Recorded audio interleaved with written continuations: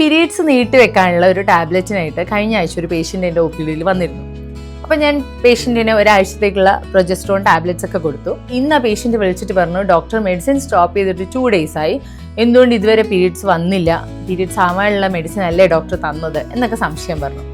അപ്പോൾ ഇത് വളരെ കോമൺ ആയിട്ട് ആൾക്കാർ വരുന്നതാണ്. ഇപ്പം ഹജ്ജിന് പോകണം, അല്ലെങ്കിൽ അമ്പലത്തിൽ ഫംഗ്ഷൻ ഉണ്ട്, അല്ലെങ്കിൽ ഫോർ സം റീസൺ അവർക്ക് പീരീഡ്സ് കുറച്ച് നീട്ടി വെക്കണം എന്ന് പറഞ്ഞിട്ട് സ്ഥിരമായിട്ട് പേഷ്യൻസ് വരാറുണ്ട്.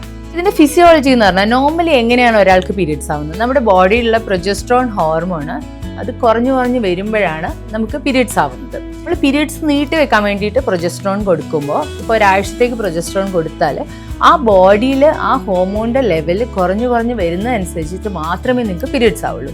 യൂഷ്വലി ഇതൊരു 4-5 ദിവസം തുടങ്ങിയിട്ട് ഒരു 10 മുതൽ 14 ദിവസം വരെ സമയം എടുക്കാം ഈ ഹോർമോൺ ഇങ്ങനെ കുറഞ്ഞിട്ട് വരാൻ. ഓരോ ആൾക്കാർക്കും ചെറിയ വ്യത്യാസം ഉണ്ടാവും, ഓരോ സൈക്കിളിലും ചെറിയ വ്യത്യാസം ഉണ്ടാവും.